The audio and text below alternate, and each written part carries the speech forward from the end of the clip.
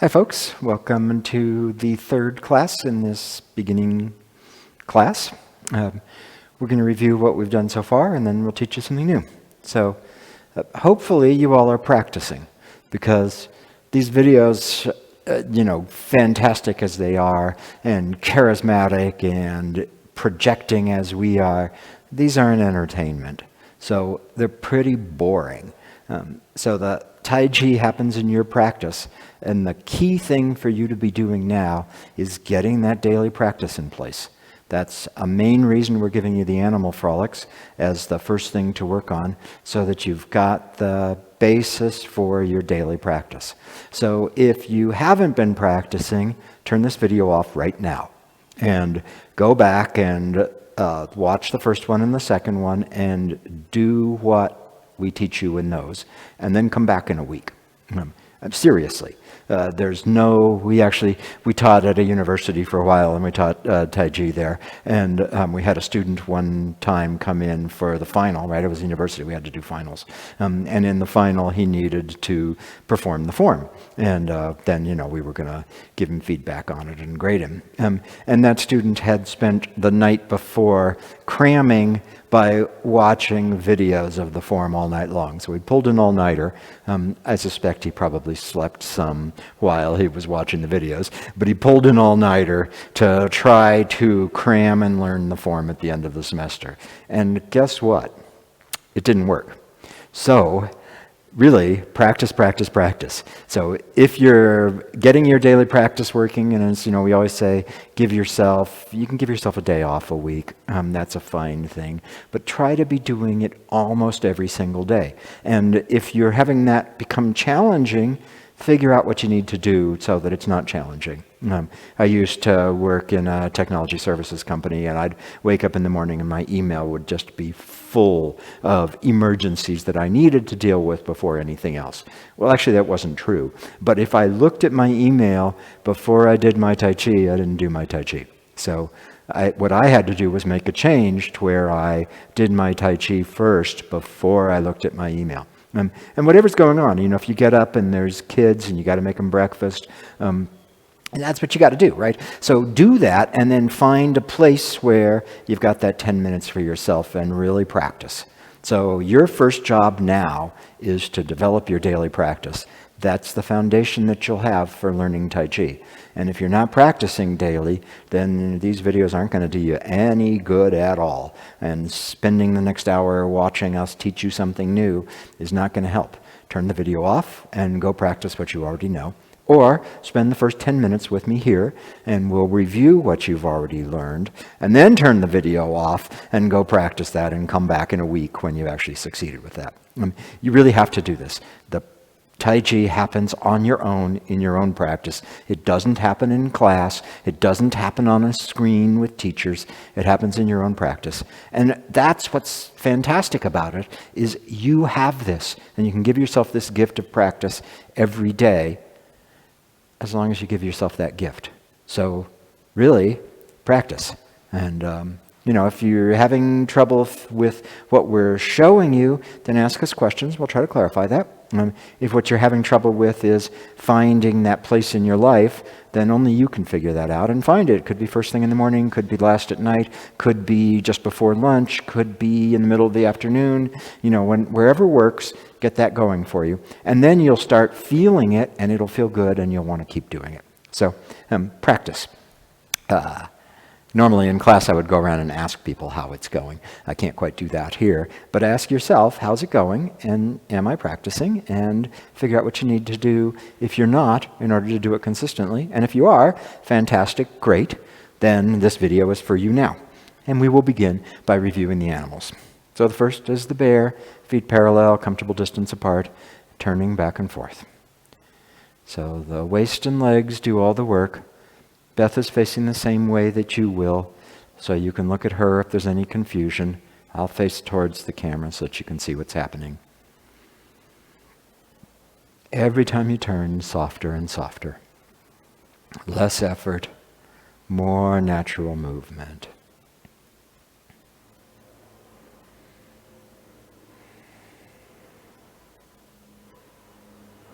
Whole body is relaxed. everything as soft as you can get.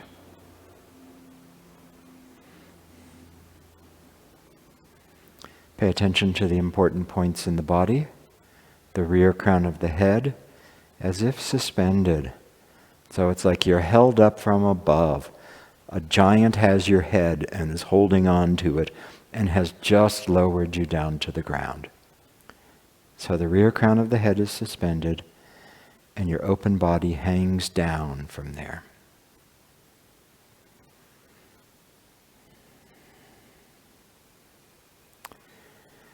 Feel your feet on the ground. In each foot, find the tripod, the weight-bearing bones in the foot, the ball behind the big toe, the ball behind the little toe, and the heel. And make sure that in each foot, even as the weight pours in and out of the foot, those 3 points of the tripod are staying in contact with the ground. So the feet are quiet on the ground. And that allows the bubbling well, the point in the apex of the arches of the foot, to be open to the ground. Tripods on the ground, bubbling well open to the ground.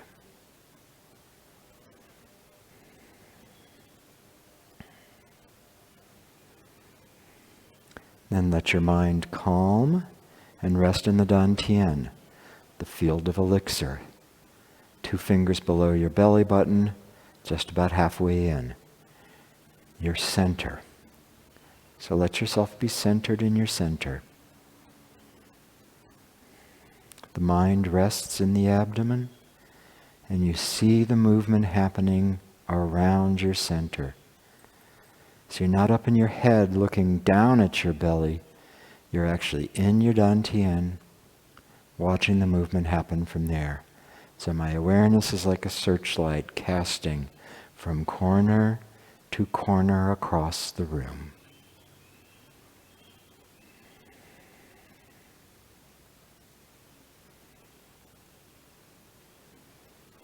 Every time you turn, more and more relaxed. Less effort in the body.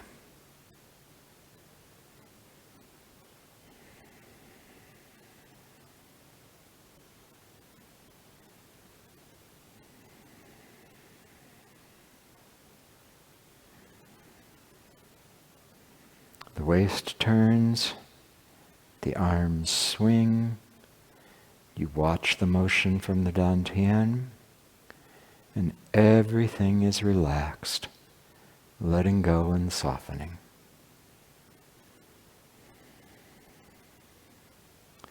Another swing or two.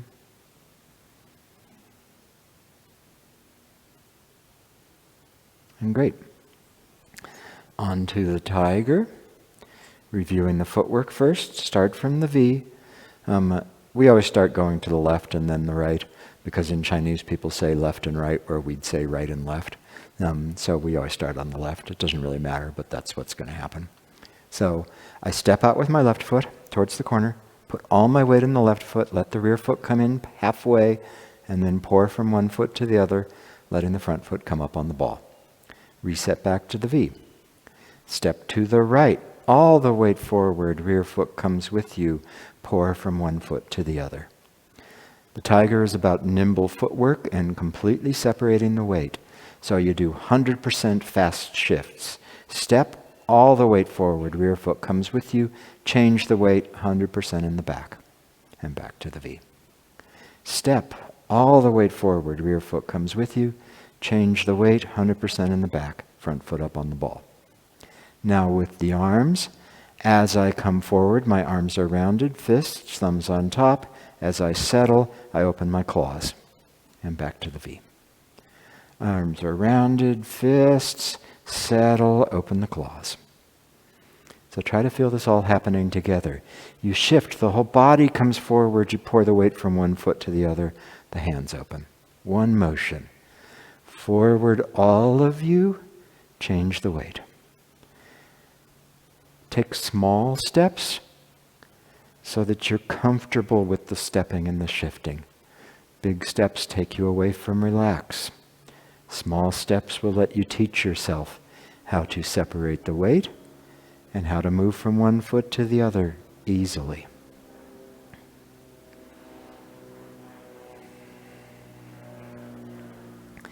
As you come forward, you'll tend to breathe in. As you shift the weight, you'll tend to breathe out. The most important thing is to keep breathing. When you do something hard, we often hold our breath. So, let this be easy. Easy in breath, easy out breath. Easy in breath, easy out breath. It's abdominal breathing. The belly expands as you inhale and releases as you exhale. So my stomach gets bigger, my stomach lets go. Breathing in, breathing out.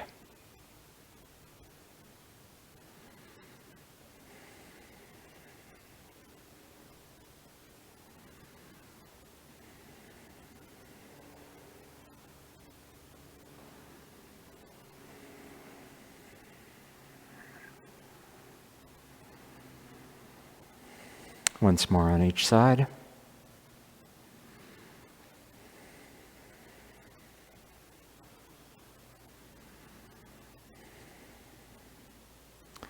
The monkey. Step with one foot, get the other hand ready. Sit down to put your front foot on the ground. Feel like you're coming up the front leg as you reach for that peach. Grab the peach, rear foot comes in. Step back, sit down to shift back. Come up the rear leg as you stand up on the back. Step out with the right foot, get the left hand ready. Sit down to shift, up the front leg, reaching for the peach. Grab the peach, and come back. So feel everything lengthening, and then let go to have your rear foot come in and your fingers come together. Step, everything lengthens. Let go, everything comes together. This is all 100% weight. So I put my weight forward, I bring my rear foot in, but I don't put any weight in it, so that it's easy to step back. You step out, that foot's empty. You shift into it, all the weight forward, rear foot comes with you, just touch the ground, no weight, and step back. So try to have all of this happening together. Just as the fingers touch, the rear foot comes and touches the ground. Everything happens together. Fingers close, rear foot touches. And the shifting, we say, take a break for a second. The shifting, we say, it's like on a shallow wok, W-O-K, Chinese cooking utensil. So as I shift, I go down. It's as if I shift underground. I come up the front foot. When I go back, I go down until my rear heel's on the ground. I shift underground and come up the back leg. So down the walk, up the walk. Step back, sit down on the front leg until the rear foot's on the ground, underground, up the backside. We'll sometimes call this shifting under the bridge versus shifting over the bridge, where I launch myself and then fall. So try to have that feeling of staying connected to the ground. Monkey a little bit more. Step out, sit down to put the front foot on the ground, come up the front leg, everything comes together. Step back, sit down to put the rear foot on the ground, shift underground, up the rear leg. One foot opposite hand, underground, up the front leg, grab the peach, step back, sit down to put the rear foot on the ground, underground, up the rear leg. So you're teaching yourself to move while staying in connection with the ground. Sitting down, back. Step out, one foot opposite hand. Sit down, up the front leg. Everything comes together. Step back, down the front leg, up the rear leg. One foot opposite hand. Down, up, grab the peach, back, down, underground, up the rear leg.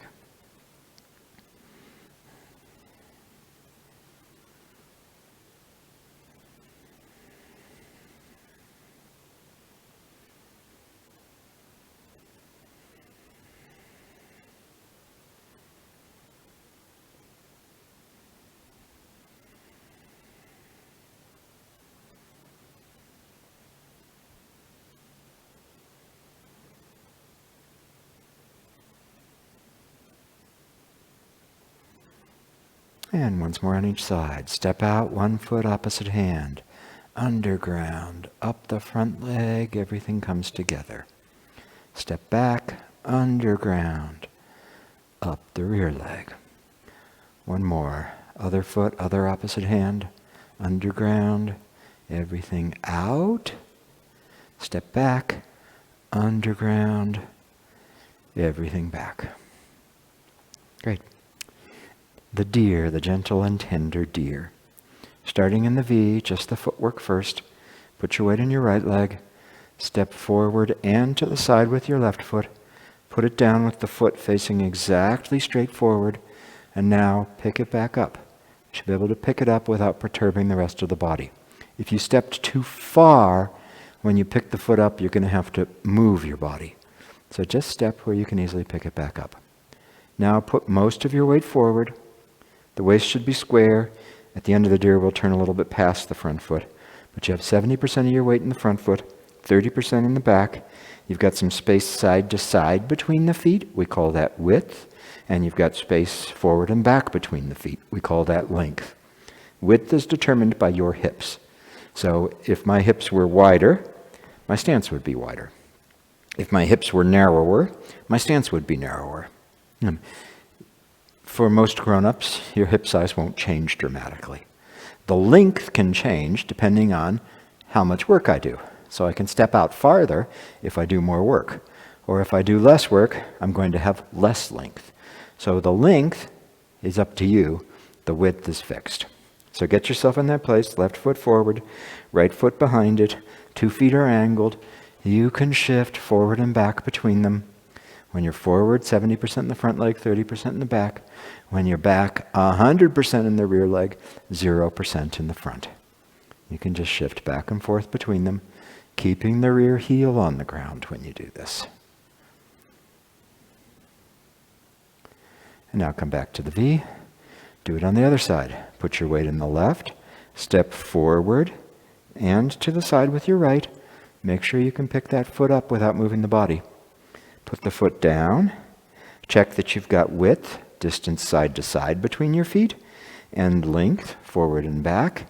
And you can shift back and forth between the feet when you're in the back, 100% in your rear leg, 0 in the front. When you're in the front, 70% in the front, 30% in the back. And so just move back and forth between these a couple times.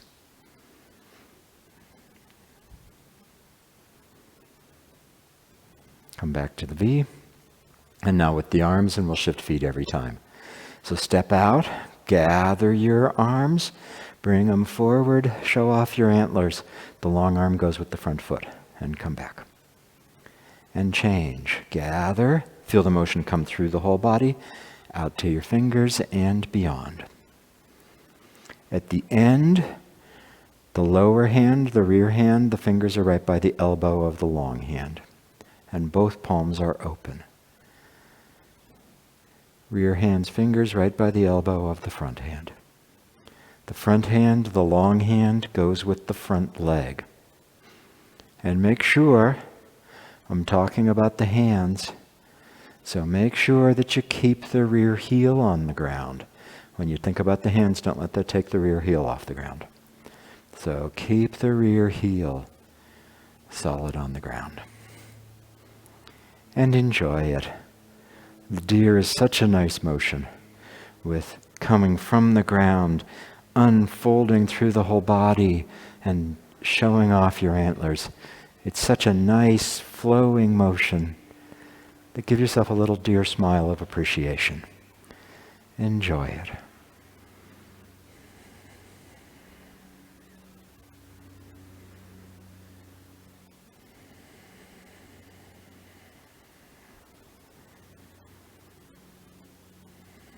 Okay, once more on each side. Keeping that rear heel on the ground.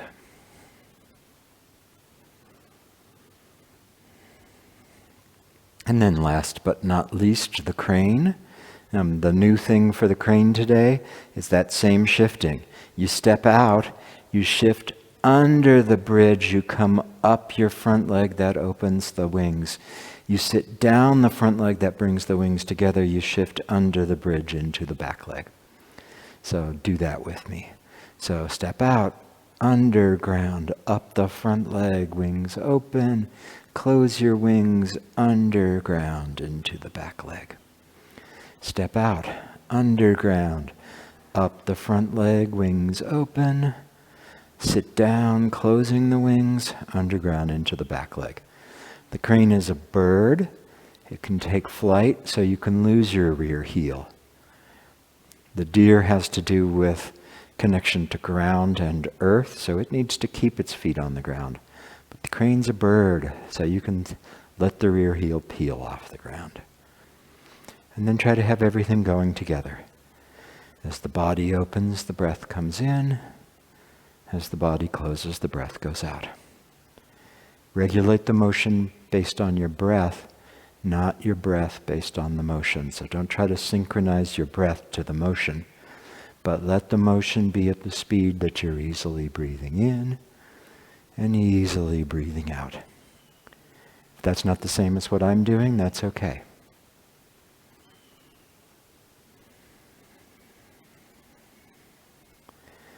And then get your awareness going with it too. As you open, feel all the space all around you.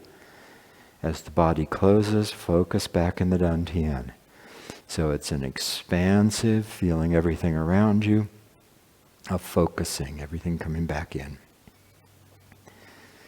Body opens, breath comes in, awareness expands. Body closes, breath goes out, awareness focuses.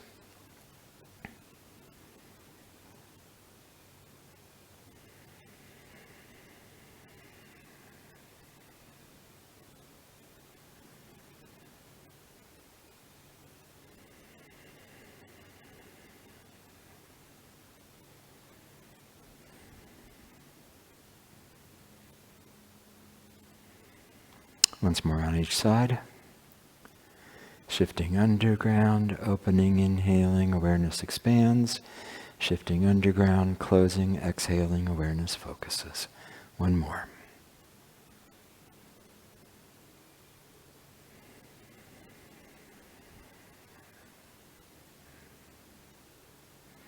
Okay, so I was a little bit of a hard ass about practicing at the beginning there because I really want you to do it. But you should feel good now after we just did that for 15 minutes. That'll leave you feeling good. And so that's the positive cycle you want to get on. Not, I have a duty to practice, but man, I feel great when I practice, so I want to do it. So try to get yourself in that headspace for it. Let's look at the Wardoffs. And the way we're teaching you the form is, first we have the Animal Frolics, which teach you the core shapes, the stances, the hand shapes, the core shapes that you're going to make in Tai Chi. And they're relatively easy to learn, so you can learn them. Then we'll show you these segments out of the form that you can repeat a bunch of times. We're going to teach you a new one today called Grasp Sparrow's Tail. And we'll have you work on those segments for another 2 weeks or so, 2 classes or so. And then we'll start putting the segments together, and suddenly you'll see how they kind of match and fit. So the first one is Wardoff. Starting from the V, shift to your right leg, let yourself have a ball of air, right hand on top. Step out with the left foot. As you shift forward, the 2-hand switch, and you square the waist. The high hand goes with the front leg. The bottom hand is resting on the head of the child in front of your hip. And come back. Shift to the left, left hand on top. Ball of air, step out with the right foot. As you come forward, the 2-hand switch. And come back. So you get to do this a bunch of times. Get the ball of air just as the foot touches down. Have the hand switch as you come forward. Make sure the front palm is facing the body. You're not a traffic cop saying stop. You're embracing the space around you. Ball of air. As you shift forward, the hand switch. Front palm faces the body. And back. Ball of air. The weight's in the right, so my right hand's on top. As I shift forward, my weight goes to the left, so my left hand is on top. So in this move, it's not true in every move, but in this move, whichever leg your weight is in, that hand is on the top. So it's going to get confusing because we're changing the hands. Weight's in the right, right hand on top. As I come forward, weight's in the left hand is high. So feel the ball of air as you step, shift, ward off. Feel the ball of air as you step, shift, ward off.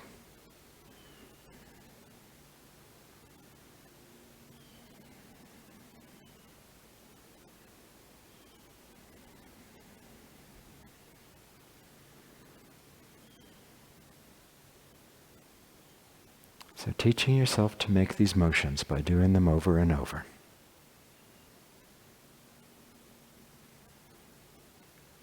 Now this time, when we get to the final posture, hold it there for a second. Left foot is forward. Make sure your waist is actually square to the front. Belly button's pointed the same direction as your front foot. Check your 70-30. 2 feet are angled slightly.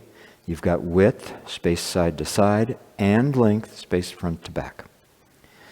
Your top arm that goes with your front leg is rounded. The palm is facing the body. The palm is right at your center line. It's not too high. I'm not trying to hide my eyes. It comes to like my, solar plexus area or so. The other hand, the palm is down, resting on the head of that small child. And you're happy standing here, relaxed, soft. On the other side, make the ball of air, step out. As you step, the hands switch, the waist squares. Check it out. Waist is square to the front, belly button's pointed the same direction as your front toe. You've got width, space side to side. You've got length, space forward to back. The hand that goes with your front leg is rounded. The palm is facing the body. Center of the hand is right here at the center of my chest.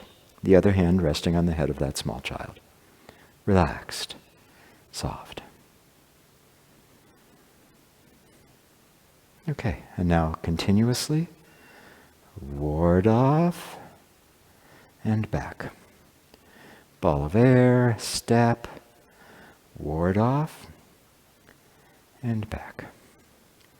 Ball of air, step, ward off and back. Ball of air, step, ward off and back. One more round, once on each side.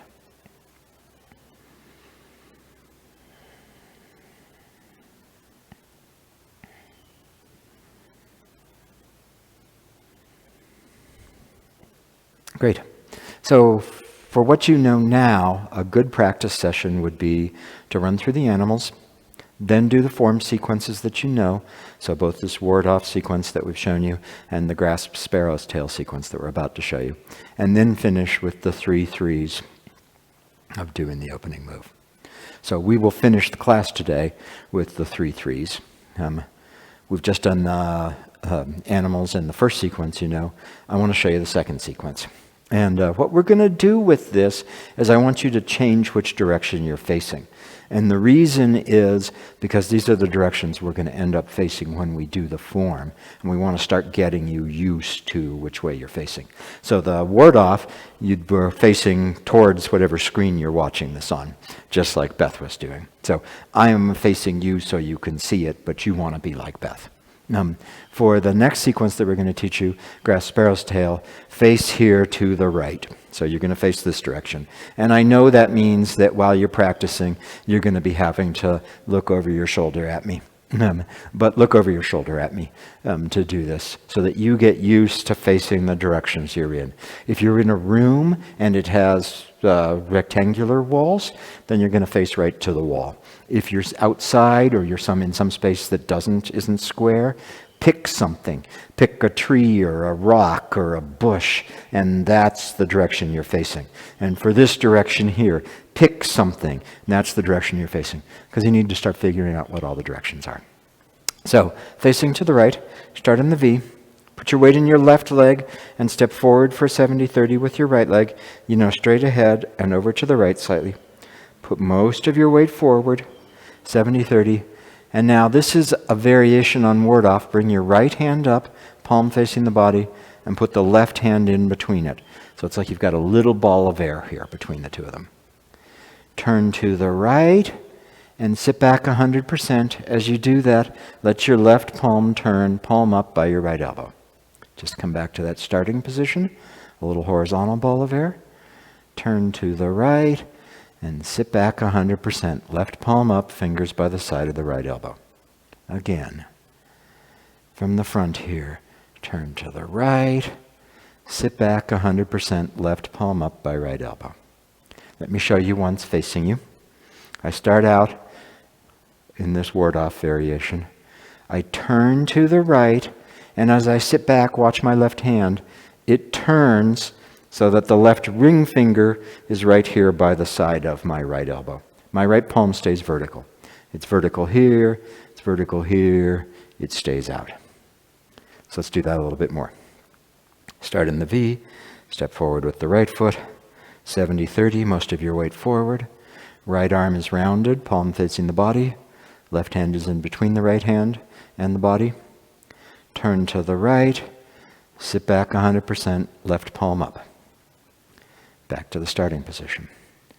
Turn to the right, sit back 100%, left palm up. Once more. Start in the starting position, turn to the right, sit back 100%. Now just turn from the right corner to the left corner. Nothing much changes. Back to the starting position. Turn to the right, sit back 100%, left palm up, turn from right corner to left. Again, starting position, turn to the right, sit back 100%, turn from right corner to left.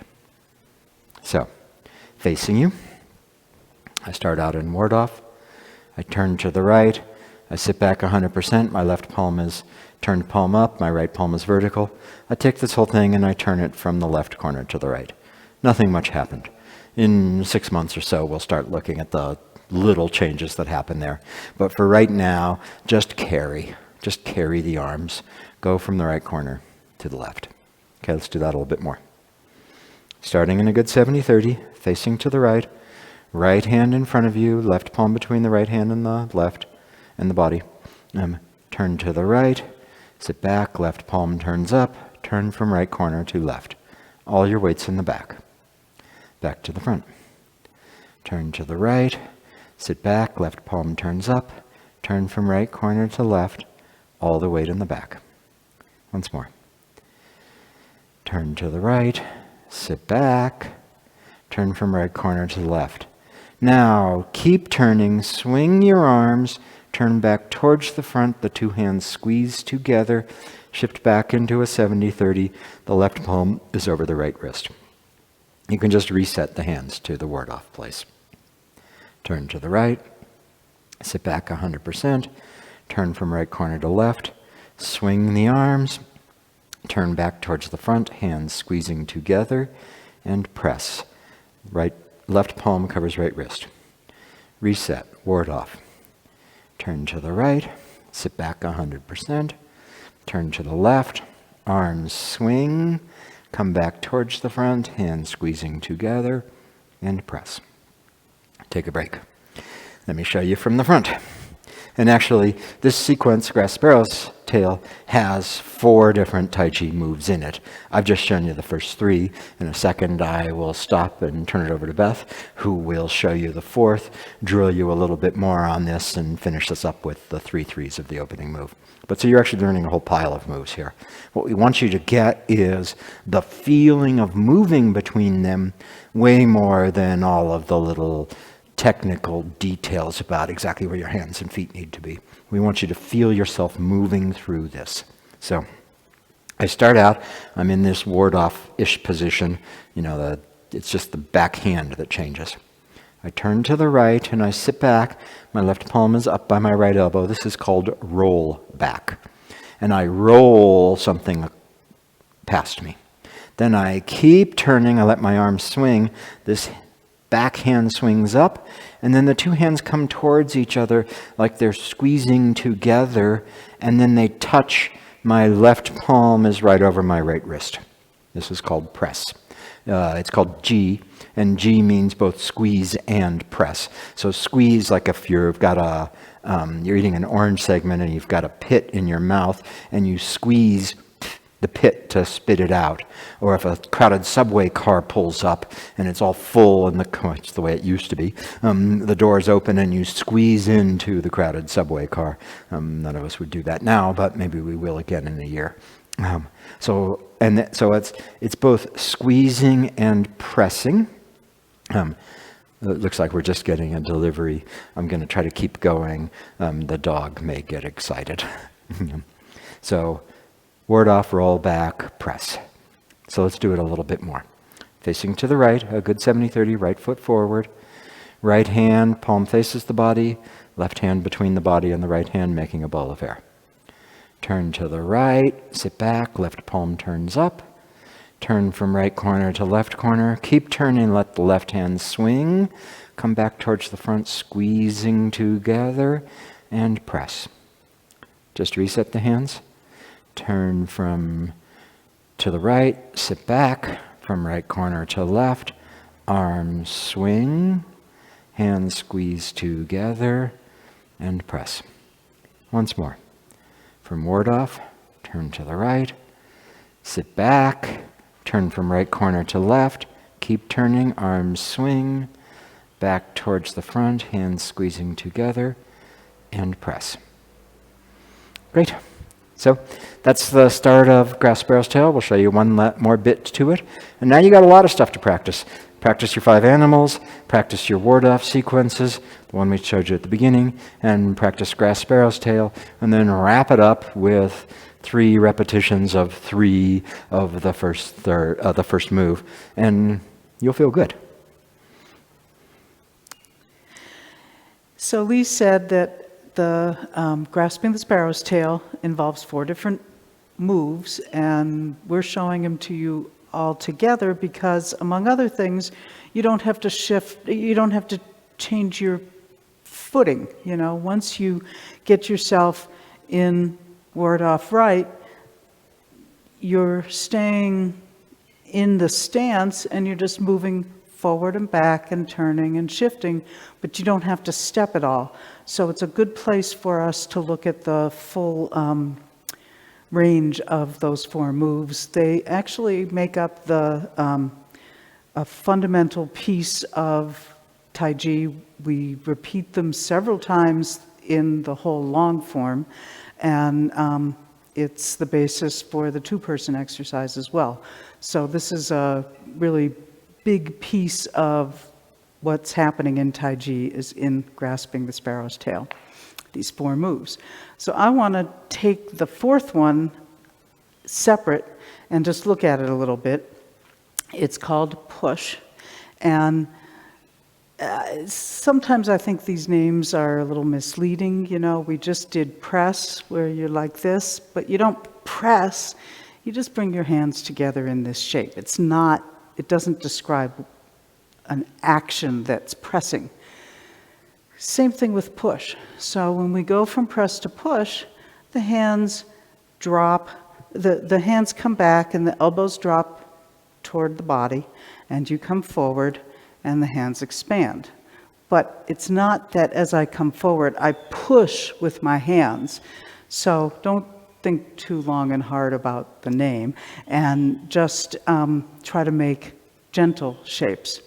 So we're going to start in press, where your one hand is out in front of you and the other palm is covering your wrist here. So the hands look like that. And as you begin to sit into your back leg, the hands come apart, right hand turns palm down, the hands come apart, the elbows drop, that brings your hands close to your body, and then you come forward and they expand with your forward motion. They end up in a position like this, not all the way stretched out. So that's part of not pushing when you push. So if we do this a few times, you come back, elbows drop, hands come close to your body, come forward, hands expand away. Reset to the press. Hands come apart as you sit back, elbows drop, you're all the way in your back leg, then you come forward, and as you come forward, the hands come forward with you. Let's do it again. Sitting into the back leg, elbows drop, coming forward, hands expand forward. And one more time. Into the back leg, into your 70-30. So you're never leaving the back leg. You're either using the front leg but still have the back leg on the ground, or you're in your back leg and your front leg is empty, or at least not holding you up. I want to tell you a little story about this move, and then we'll do it a little more. I have had a cousin. She's passed on now, but she was in some senior activity, and my mother gets this newsletter from the organization that she was in, and on the front page of it is a picture of my cousin Esther standing like this. And the caption says, "Esther Rosenfeld throws away bad chi." And I just thought that she, sent it to me. She said, "Oh, Beth, you're going to love this. Wait till you see. Your cousin Esther was doing Tai Chi at this senior center." So I just love that idea. And I think it's just a nice way to practice this. So let's all throw away bad chi. There's always something to out there. Get rid of it. So you start with yourself in 70-30, more weight in your front leg. In this case, it's the right leg. Hands are touching. And as you come into your back leg, you're going to gather that bad chi. And as you come forward, you let go of it and release it. So let's do that a few more times. Into the back leg and throwing away bad chi. And once more, into the back, elbows drop, come forward, arms expand, throwing away bad chi. I mentioned that in this case, you don't get a choice, are you in your left leg forward or your right leg forward? You've noticed we just keep doing this on the one side. We haven't done what we did with Wardoff left, where we had you do it on both sides.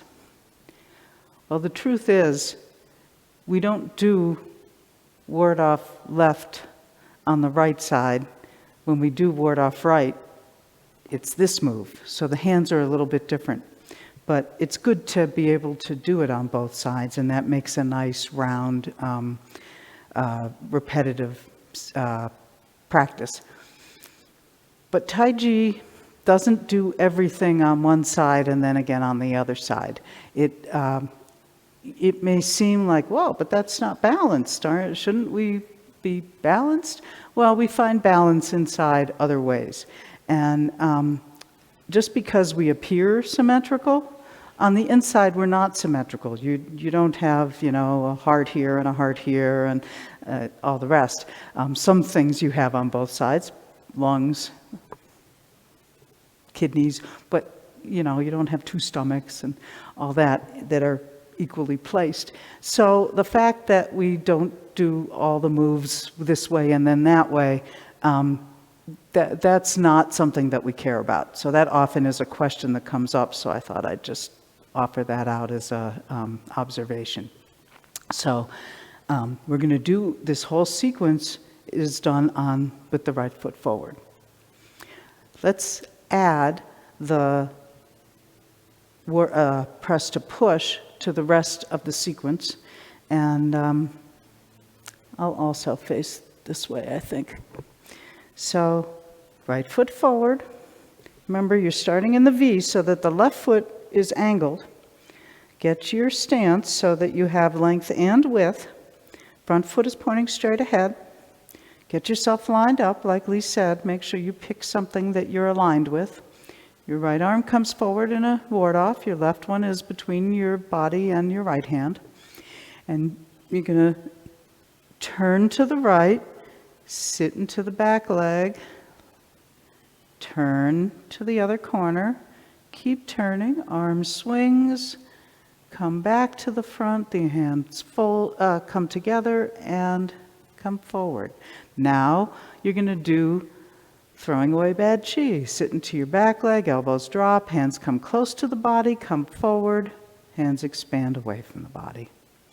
Just reset to Wardoff right, and we'll do it again. Turn, sit into the back leg, turn to the corner, keep turning, left hand drops, swings, folds, comes back to the right, they come together, press.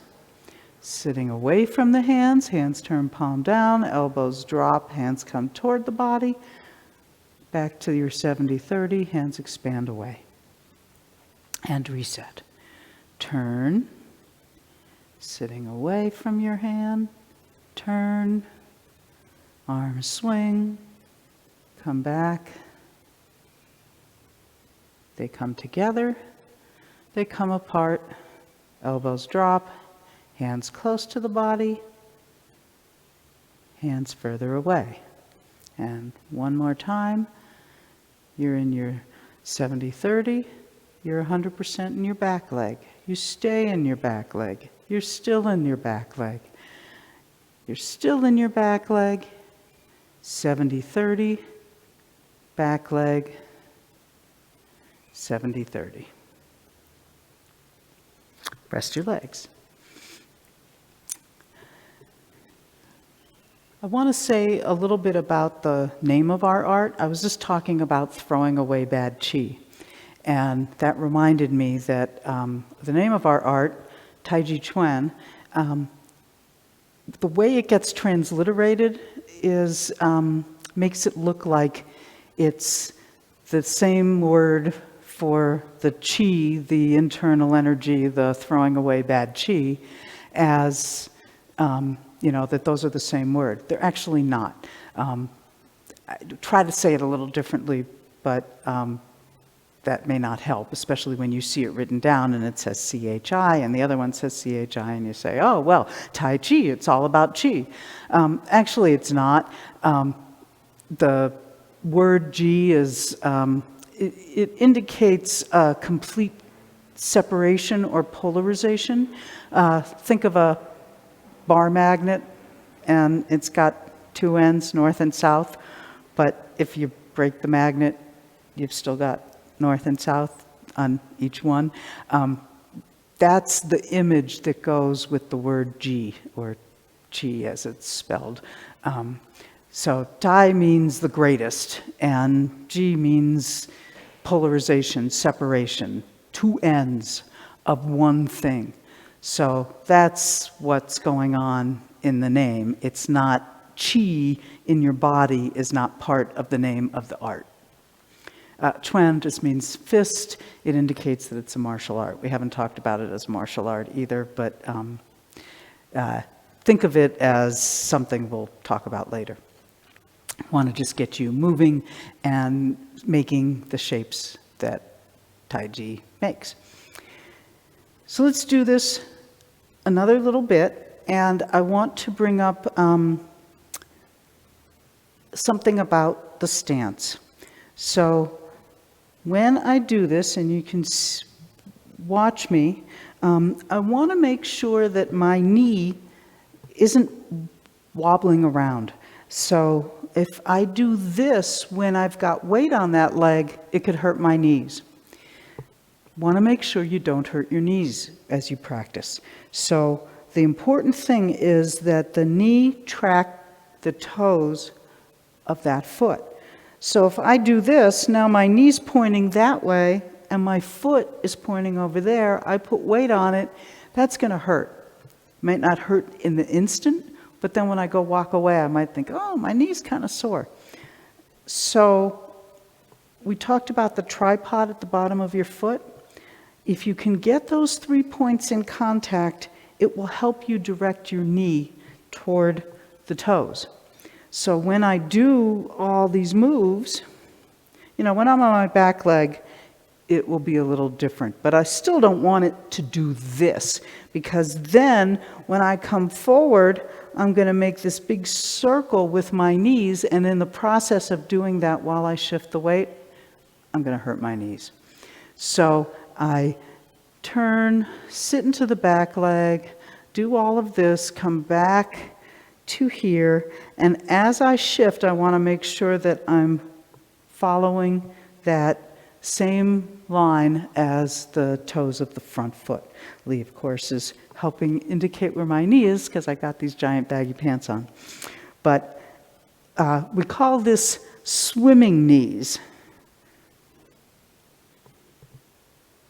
See how it's moving around? If I do that very much, it's going to hurt me. I don't want to do that.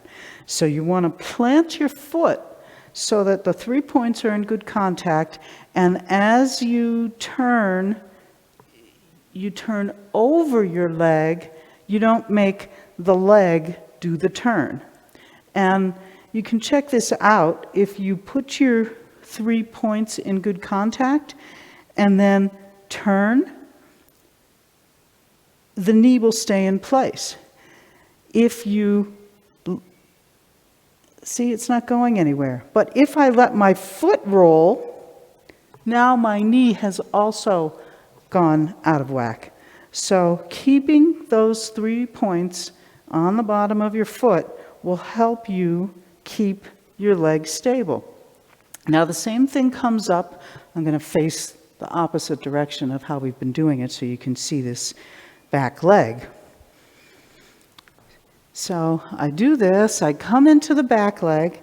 Now I want this knee pointing where these toes are. And when I turn, I want to keep the tripod on the bottom of my foot so that the knee isn't brought along with me when I turn. So I'm turning over the leg, I'm not turning the leg. And when I turn to the leg, I'm losing the bottom of my foot. So keep the foot connected. There's nowhere you have to go. This isn't a big turn. This is only as much turn as you can do, keeping your knee in position with your foot, keeping your foot solid on the ground. There's no big thing that I have to do here. I'm just letting that arm swing up and keeping my connection through the ground and keeping this knee in good contact. And then when I come into this leg has is on like a diagonal coming down this way. I'm not trying to hold it out here. We can talk about that later, but this is the important thing, is that knee stays in place. Now my weight's on this one, knee stays in place, and I turn. If I do this move facing you, and I get to this place here, it may seem like I'm reaching somewhere, but I'm not. My arm's just out here at the side. I'm just turning a little bit on top of that leg, but I'm not doing something like this, because when I do that, it's going to start pulling my foot into an unstable position. So just let your body be comfortable and relaxed, and turn in the front leg, keeping the tripod connected. Sit onto the back leg, keeping the tripod connected. Turn to the other corner, keeping the tripod. Drop your arm, let it swing, keep your tripod. Come back. Now you got it coming back into the front leg. Back leg, front leg. Trying to do less so that you can listen to what's happening to your feet, and your feet will direct your knees in a way that won't hurt your knees. If your knees are hurting you, this is the first place to look for solving that problem. Your knees should not hurt. In particular, you might have a little pain right under the kneecap. That's an indication that you're hurting your knees. So let's do this a little bit more. Right foot forward in a good 70-30 that allows you to move forward and back. And turn into the back leg. Stay in the back leg. To the corner, swing. Coming back, and just shift forward. Hands come apart, sit into the back leg, come forward. Reset. Turn, sit into the back leg, left hand is palm up, turn to the corner, Keep turning, arm swings, comes back to the other hand, shift, come apart, and back. And we'll do it just flowing. Turn, shift, turn, swing, turn back, hands come together, hands come apart, hands expand forward. And again, turn, shift, turn, swing, squeeze, shift, hands apart, elbows drop, forward. And rest your legs. Now we'll do the closing. And I just want to point out that if this is too much to take in all in one sitting, as it were, you've got control of the video. So take it in pieces if that helps, and just do a little bit and come back and do a little bit more. You can build it up and do it as much as you want. You don't need to run through this as fast as we're running through it if that's not a good pace for you. So do find a pace that works for you. And, there's no hurry. We'll just keep doing this, and you can take it at your own pace. So let's close. Start with your feet in a V. And sit into your right leg. Step laterally to the left. Shift to the left. That opens you slightly to the right. Come back to the center, pivoting on the heel of the right foot. You can just sort of check your feet and make them be more comfortable if you need to. Hands come up, long curve from the feet out to the fingertips. Come back toward the body, elbows drop, fingers point up, hands come back down. And again. Expanding to fill the room, focusing back toward your center. Expanding to feel the vertical space and back down to the ground. And once more, breathing, relaxing, feeling your body, feeling the ground. Sit into your left foot, turn out the right. Sit onto the right, bring your left foot back. That was one of 3 threes. We'll do it 2 more times. Sitting down, step laterally to the left, shift to the left, come back to the center, come to an unlocked knee position. Raise hands, hands come up to about center of chest, they come back toward the body. Hands rebalance, fingers point up, hands come back down. Everything out and back, up and down.